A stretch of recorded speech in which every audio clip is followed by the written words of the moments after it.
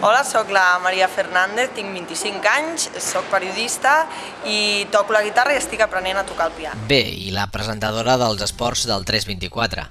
Bona tarda. La 14a etapa del Tour ha estat marcada per un incident que ha acabat en tragèdia. Valentino Rossi s'ha adjudicat la pole position en imposar-se en l'últim moment a Samuel Eto'o. La notícia ha eclipsat parcialment els resultats d'aquesta etapa.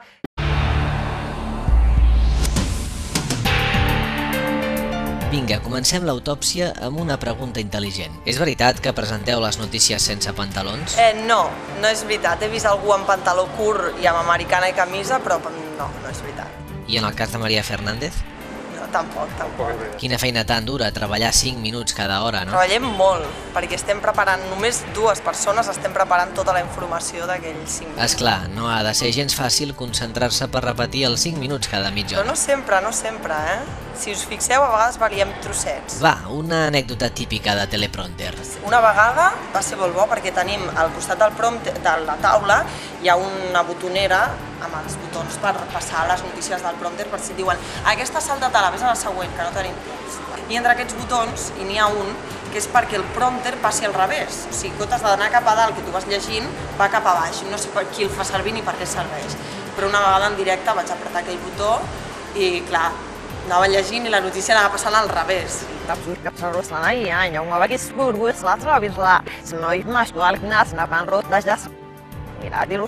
Parlant de teleprompter, què és més imprescindible, una Silke Pill per ser renou o un teleprompter per un presentador d'informatius? Jo crec que una Silke Pill per Cristiano Ronaldo, perquè al final el teleprompter et limita molt, has de ser una mica més creatiu i saber tu del que estàs parlant, no només limitar-te a llegir. Parlem de Fórmula 1.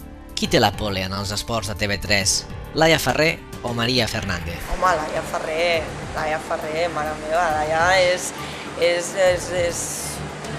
una moda a Catalunya, ja la Laia Ferrer i a tot arreu. Em consta que les graelles de Fórmula 1, entre totes les periodistes que segueixen la Fórmula 1, ella és una de les més seguides i de les més admirades. La vostra relació és fent paral·lelismes com la de Fernando Alonso i Lewis Hamilton a l'època de McLaren? No, home, no, per favor, no. Som de la mateixa escuderia, podríem dir, però cadascuna es dedica a parcel·les diferents. Ella domina molt més la Fórmula 1 i jo, el meu terreny és 324.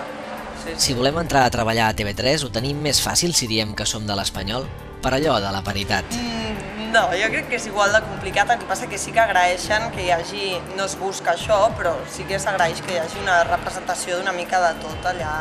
Fins i tot al 324 hi ha un conductor que és molt del Madrid, l'Esteve Soler, és superfan del Madrid. I s'indigna quan no heu posat un titular del Madrid i ha guanyat el Madrid, ai sí. S'agraeix que hi hagi una mica de representativitat de tothom. Tothom et descriu com la Sara Carbonero del 324.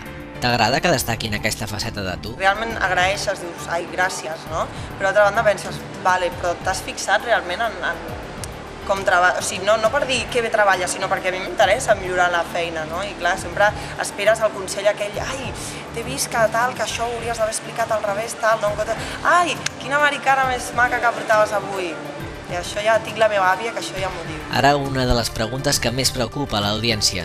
És veritat que Vichy Catalán investiga sobre el colesterol i es preocupa per la teva salut? Jo crec que és veritat, el que passa que t'he de confessar que a mi no m'agrada gens el Vichy Catalán. Ara quedaré fatal, però no m'agrada gens. El que passa que t'he de dir que això al principi em perjudicava, aquesta promo, perquè se sent com un batec de cor i clar, hòstia, és allò que has de començar en directe, supernerviós al principi, quan comences, i el cor allà pum, dius, merda, tio, no sé si és el meu o és el del Vichy Catalán.